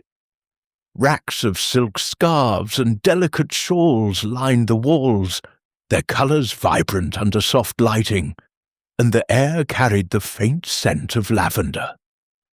The owner, Mrs. Langley, a plump woman in her 50s with a keen eye and a welcoming smile, greeted Miss Marple with the deference one might offer a favoured aunt. "Good morning, madam," she said, adjusting her spectacles. "Looking for something special, are we?" Miss Marple smiled, her expression disarming, but her purpose unwavering. "Good morning, Mrs. Langley. I'm Jane Marple, visiting from St. Mary Mead. I'm inquiring about a scarf, a blue silk one, quite fine, perhaps sold recently. It's connected to a matter at St. Augustine's College." She kept her tone light, as though discussing a trivial purchase, but her eyes were sharp, watching the woman's reaction. Mrs. Langley's smile faltered, and she tilted her head curious. "A blue silk scarf? We've sold a few this season. Silk's all the rage, you know. Can you describe it?" We've a lovely azure, or perhaps a sapphire with a subtle pattern." Her hands moved to a display, but Miss Marple noted the slight hesitation in her voice, like a St. Mary Mead shopkeeper, wary of revealing too much. "It was plain, I believe," Miss Marple said. "A deep rich blue, no pattern, but of exceptional quality. Found in unfortunate circumstances, I'm afraid." She paused, letting the implication hang, her gaze steady but kind. Mrs. Langley's eyes widened, and she lowered her voice, leaning closer. "You mean the business with that poor scientist? Oh, dreadful, dreadful! I read about it in the papers. A scarf, you say? Let me think." She bustled to a ledger behind the counter, flipping through pages with a practiced hand. "About 10 days ago, I sold a scarf like that. Pure silk, imported from Italy, a deep midnight blue. Costly, mind you, not the sort you see every day." Miss Marple's heart quickened, though her face remained serene. 10 days ago? That's most interesting. Do you recall who bought it? In my village, when Mrs. Baxter's silver teapot was stolen, the shopkeeper's memory of a stranger's purchase was what solved the case. Mrs. Langley nodded, her fingers tracing a line in the ledger. "It was a gentleman, I'm sure of it. Not a regular, but he knew what he wanted. Paid in cash, no receipt needed, tallish, wiry, with a sharp sort of face. Bit impatient, if I'm honest. Said it was a gift, but he didn't linger to chat." She paused, frowning. "Come to think of it, I saw him at the college once, passing by when I delivered some shawls for a professor's wife. Couldn't say his name, though." Miss Marple's mind raced, the description aligning closely with Professor Victor Klein. Wiry, sharp-featured, and impatient, as she'd seen him at the Copper Kettle. "A gift," she mused aloud. "How thoughtful. Did he say for whom?" Mrs. Langley shook her head. "Not a word. Just took the scarf and left. I thought it odd, a man like that buying silk, but you never know with gifts." She hesitated, then added, "I hope it helps, Miss Marple." "Such a terrible thing what happened." Miss Marple thanked her warmly, jotting a note in her small notebook as she stepped back into the rain. The scarf's purchase, just days before the murder, was no coincidence. It was a calculated act, like the time Mr. Pritchard in St. Mary Mead bought a spade to ruin his rival's garden, claiming it was for his own roses. Klein's denial of owning silk, his insistence on preferring cotton, now seemed a flimsy lie. But she needed more than a shopkeeper's memory to tie him to the crime. She hailed a taxi to the police station, where Raymond was waiting with news of the vial's analysis. The station's bustle was a stark contrast to the boutique's calm, and Raymond's face lit up as she entered. "Aunt Jane," he said, waving a report, "that vial you found, it contained traces of a rare solvent, not part of Caldwell's usual experiments.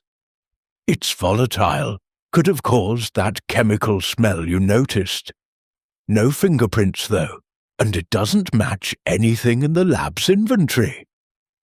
Miss Marple settled into a chair, her umbrella dripping beside her. "A solvent," she said, her voice thoughtful. "Brought in, perhaps, to destroy something or to mask it. In St. Mary Mead, when Mr. Finch's choir books were ruined, a bottle of ink was spilled to hide the sabotage. This vial, Raymond, is a clue to intent." She paused, then shared Mrs. Langley's account of the scarf's purchase, describing the buyer without naming Klein. Raymond's eyes narrowed. "Sounds like Klein to a T. We'll bring him in again, show him the scarf, see if he cracks. That singed page in his office already puts him in a tight spot." Miss Marple nodded, her expression serene but her mind alert. Be gentle, Raymond. A man like Klein, driven by envy, is like a cornered animal. Push too hard, and he'll lash out. But show him the scarf, and watch his eyes. In my village, Mrs. Elwood's nephew gave himself away by a glance when shown the stolen pearls. They agreed to confront Klein that afternoon, and Miss Marple accompanied Raymond to the college, where Klein was found in the lecture hall, packing up after a class. His wiry frame stiffened as they approached, his eyes darting to the scarf in Raymond's evidence bag. "What's this?" he snapped, his voice sharp with defiance. "More accusations!" Raymond held up the scarf, its blue silk catching the light. "Recognize this, Professor? Bought from La Belle Étoffe 10 days ago, by a man matching your description. Care to explain?" Klein's face paled, but he recovered quickly, his lips curling into a sneer. "I told you, I don't wear silk. Cotton's good enough for me. Whoever bought that, it wasn't me. You've got the wrong man." His voice was steady, but Miss Marple noted the way his hands clenched, the slight tremor in his fingers, like a St. Mary Mead villager caught in a lie. She stepped forward, her voice soft but piercing. "It's curious, Professor, how such a small thing can matter so much. In St. Mary Mead, a ribbon left at a theft pointed to the culprit, because he denied owning it too fiercely. Why would someone choose silk, do you think, for such a grim purpose?" Klein's eyes flicked to the scarf, then away, his jaw tight. "I wouldn't know. Maybe ask Everett. He's always preening for attention. Or Thorne, with his fancy tastes. I had nothing to do with it." His words were clipped, but Miss Marple caught the flicker of fear in his gaze, like a shadow passing over water. Raymond pressed further, but Klein held firm, and they let him go, knowing more evidence was needed. As they walked back to the station, Miss Marple's mind turned over the encounter. The scarf's purchase, the singed page, the solvent vial. These were no random pieces, but parts of a deliberate design, like the patchwork quilt Mrs. Baxter once sewed, each scrap chosen with care. Klein's denial was too vehement, his fear too raw. But was it guilt, or the panic of a man wrongly accused? In her lodgings that evening, Miss Marple sat by the fire, her notebook open, her pen tracing the day's revelations, the scarf's origin, Klein's reaction, the solvent's mystery. The case was tightening, like a St. Mary Mead garden gate closing on a thief. "The scarf," she murmured, "was chosen to silence, but it speaks of planning, of passion." With a quiet resolve, she closed her notebook, her thoughts turning to the next step. A plan to draw out the killer, using the notebook's absence as bait, just as she'd once used a rumour to catch a St. Mary Mead culprit. Chapter 10. A Trap Laid. Miss Jane Marple sat in the quiet of her Oxford lodgings, the flicker of the fire casting soft shadows on the walls, not unlike the lamplight in her St. Mary Mead parlour, where many a village mystery had been unravelled. Her notebook lay open on the table, its pages dense with observations. The singed page in Professor Victor Klein's office, the blue silk scarf traced to a purchase that pointed to him, the broken vial with its rare solvent, and the persistent absence of Dr. Henry Caldwell's notebook.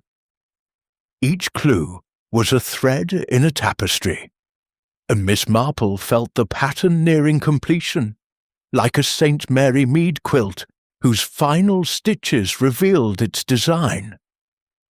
The killer, she was certain, was among the 4 suspects: Margaret Poole, Dr. Lionel Everett, Sir Reginald Thorne, or Klein himself.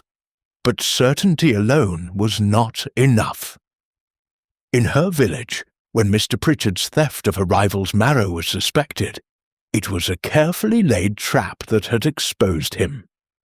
Here, too, a trap was needed, and the missing notebook, the prize all coveted, would be the bait. She rose, her movements deliberate, and dressed for the day, choosing a sensible grey dress and her usual hat, its single feather a quiet nod to her unassuming presence.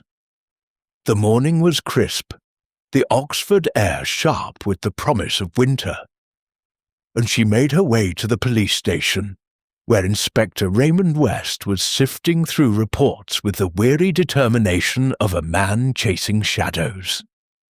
His face brightened as she entered, though his eyes betrayed the strain of a case that refused to yield. "Aunt Jane," he said, pushing aside a stack of papers, "I hope you've got one of your village tricks up your sleeve. Klein's sticking to his story about that singed page. Says he found it to prove Caldwell's theft. The scarf's purchase is damning, but it's not proof he used it. And the solvent in that vial? It's a cleaning agent, rare but not illegal, possibly brought in to destroy evidence. We're still nowhere on the notebook."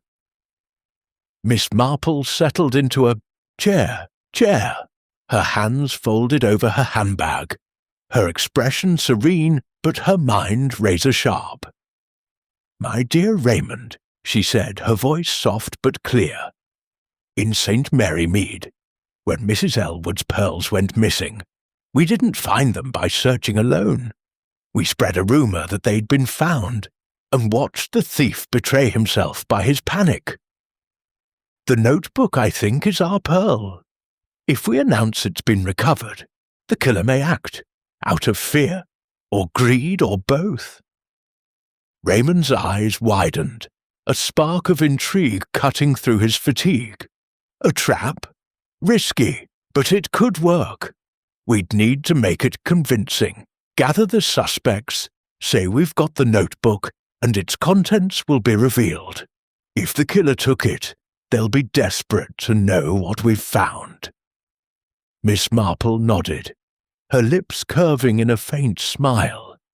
"Exactly, my dear. In my village, when Mr. Finch's choir books were tampered with, a whispered hint that they'd been recovered brought the culprit running. Arrange a meeting at the college, Raymond, and let it be known the notebook's secrets are about to be exposed. Watch their faces, their hands. Guilt, you see, is a restless thing." Raymond agreed, and they set the plan in motion. He contacted the college dean, arranging a gathering in the lecture hall under the pretense of updating the faculty on Caldwell's legacy and the investigation's progress. Invitations were sent to Margaret, Everett, Thorne, and Klein, each carefully worded to hint that new evidence, including the notebook, had come to light. Miss Marple suggested a touch of theatre. Raymond would hold a sealed envelope, claiming it contained a key page from the notebook, to be revealed at the meeting's end. People, she told him, are never so careless as when they think their secrets are safe. The lecture hall, that evening, was a cavernous space, its tiered seats half filled with faculty and students, the air heavy with anticipation. Miss Marple sat near the front, her black dress blending with the shadows, her eyes scanning the suspects as they arrived. Margaret entered first, her face pale, her hands twisting a handkerchief as she took a seat near the aisle. Everett followed, his spectacles glinting under the lights, his posture stiff as he nodded to colleagues but avoided Miss Marple's gaze. Sir Reginald swept in, his tailored suit and booming voice commanding attention, though his eyes darted to the envelope on the podium. Klein was last, his wiry frame taut, his expression a mask of barely concealed agitation, as he sat alone, his fingers drumming on the armrest. Raymond took the podium, his manner grave but authoritative. "Ladies and gentlemen," he began, "we gather to honor Dr. Henry Caldwell and to share progress in the investigation of his tragic death. We've made a significant breakthrough. The recovery of Dr. Caldwell's notebook, or at least a critical part of it." He held up the sealed envelope adieu, weight suggesting papers within. And the room stirred, a ripple of whispers spreading like wind through a St. Mary Mead garden. Miss Marple watched the suspects closely. Margaret's breath caught, her eyes wide with what seemed relief, though her hands tightened on her handkerchief. Everett leaned forward, his face a mix of curiosity and unease, his fingers adjusting his spectacles. Thorne's smile remained fixed, but his eyes narrowed, his hand pausing on his watch chain. Klein, however, grew pale, his drumming fingers stilling, his gaze fixed on the envelope as though to a coiled snake. Panic, Miss Marple thought, is a mirror to the soul.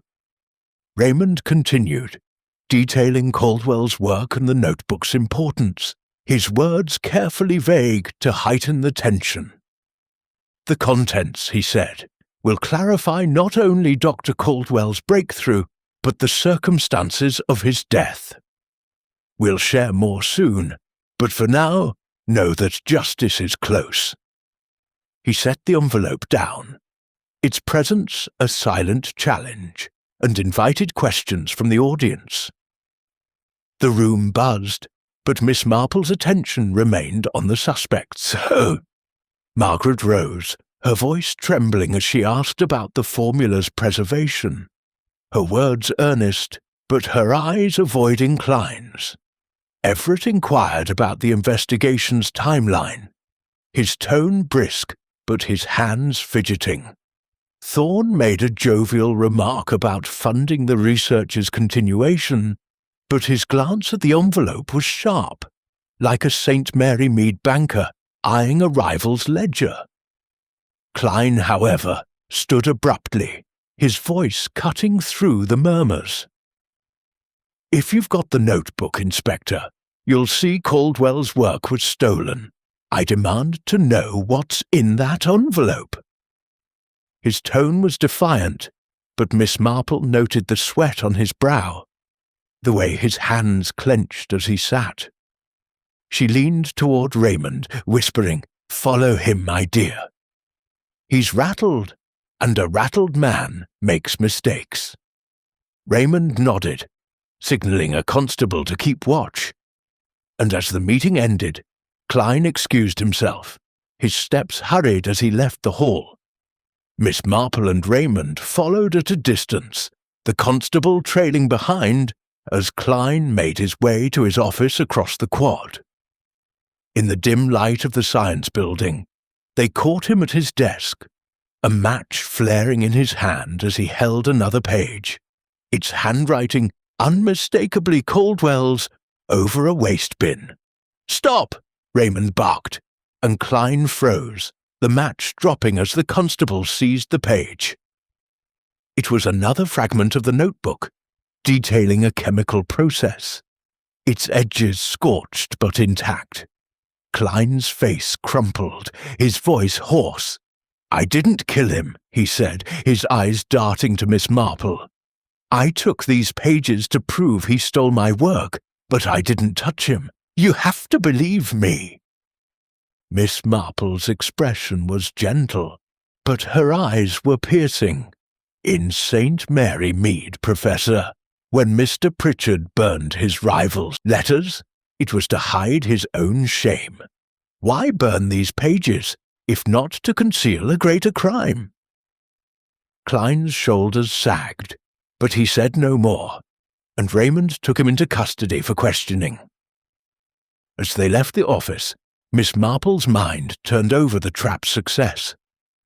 The envelope, a mere prop, had flushed out Klein's panic, but the notebook itself remained elusive.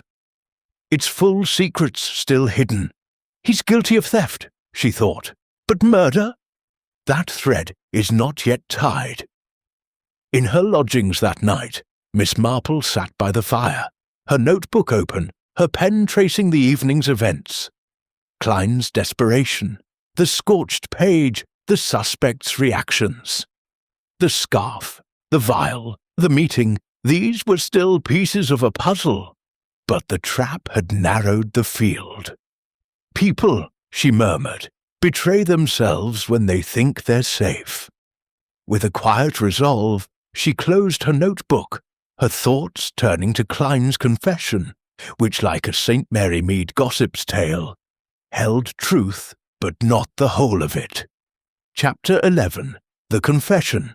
Miss Jane Marple sat in the stark interview room of the Oxford police station.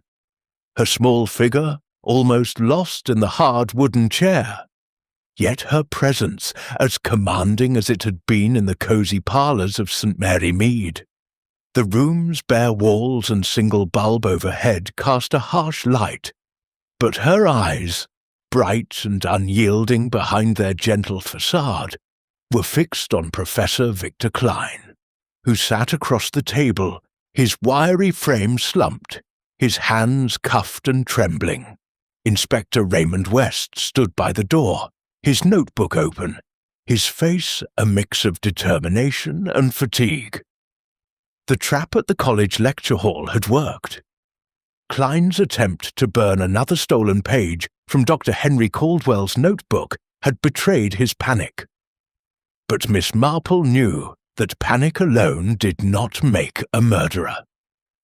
In her village, when Mr. Pritchard was caught burning his rival's letters, it was his confession under gentle pressure that revealed the full story. Here, too, she sensed, the truth was close, waiting to be coaxed from Klein's defiant shell.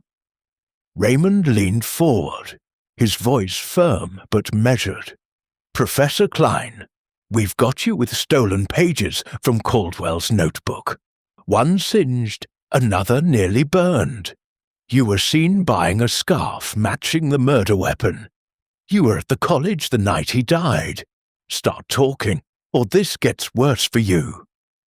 Klein's eyes darted to the evidence bag on the table, where the blue silk scarf lay coiled like a serpent, its deep hue a stark reminder of the crime. His face, pale and drawn, twitched with a mix of fear and defiance. "I told you," he said, his voice hoarse, "I didn't kill him. Yes, I took those pages, found them in his lab after he was dead. I wanted proof he'd stolen my ideas, my work. But I didn't touch him. You've got no proof I did." Miss Marple tilted her head, her expression one of quiet concern, though her mind was as sharp as a St. Mary Mead seamstress's needle. "Proof, Professor," she said softly, "is often in the small things.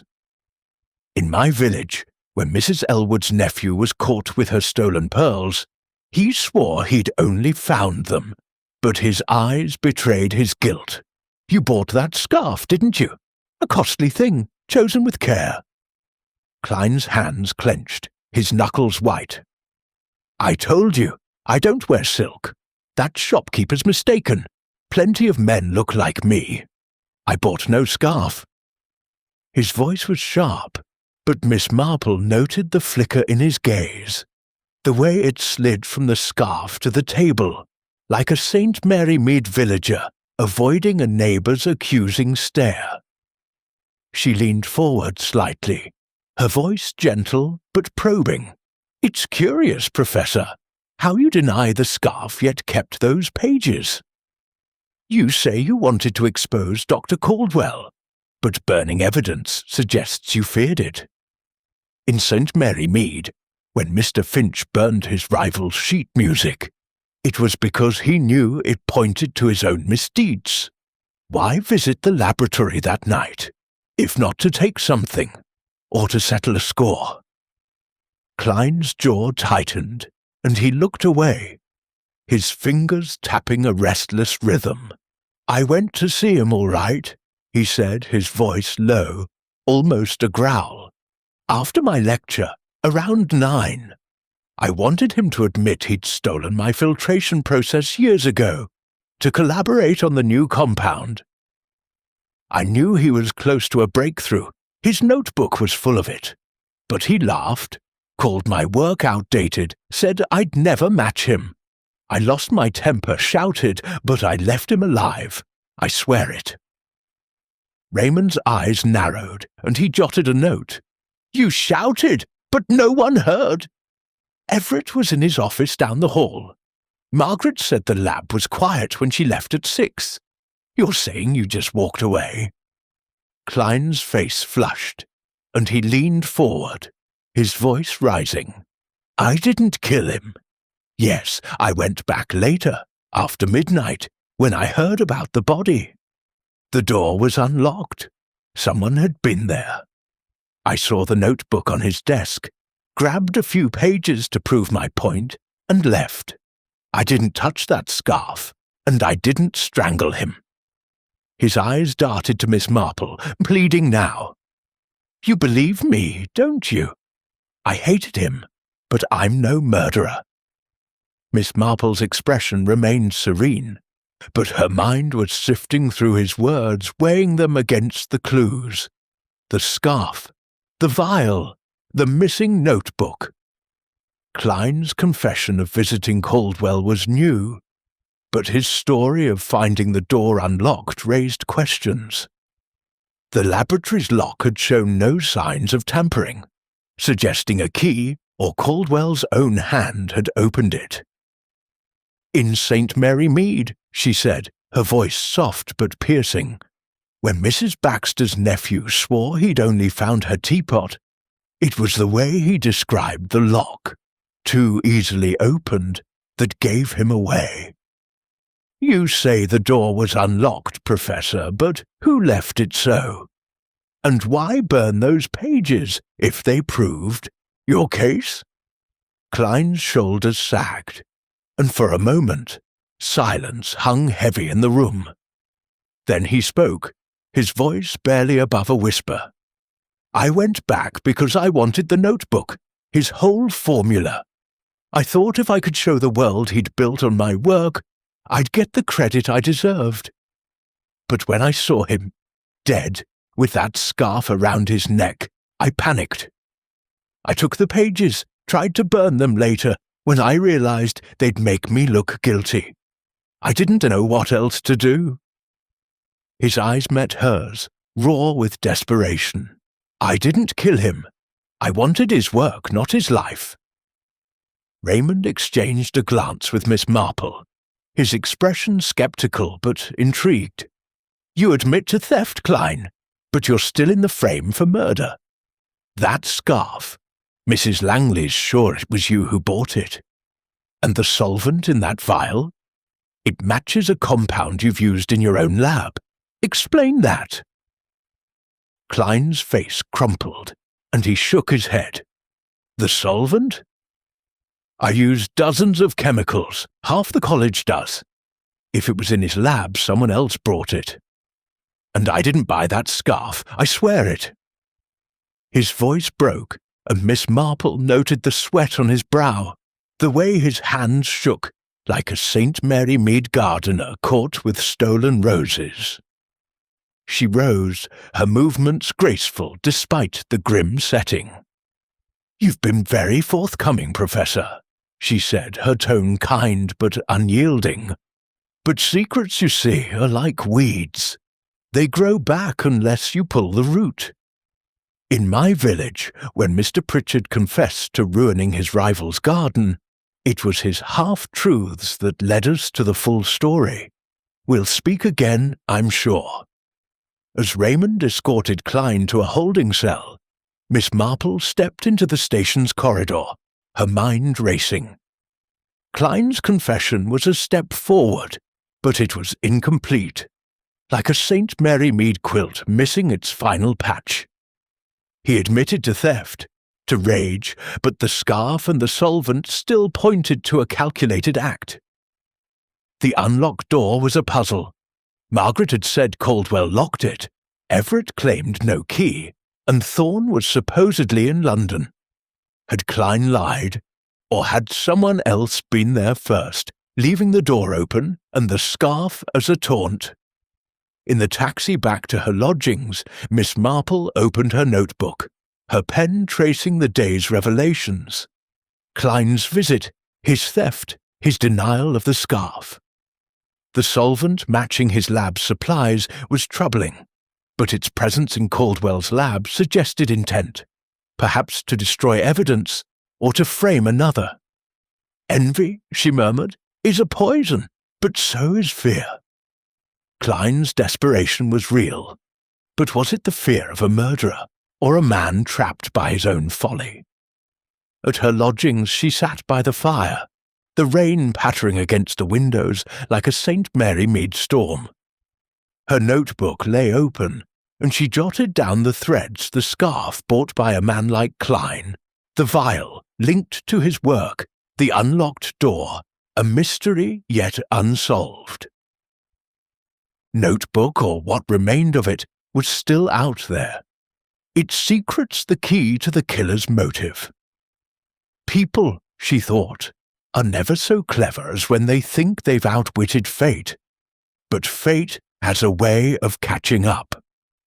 With a quiet resolve, she closed her notebook, her thoughts turning to the final piece, the confrontation that would tie the threads together.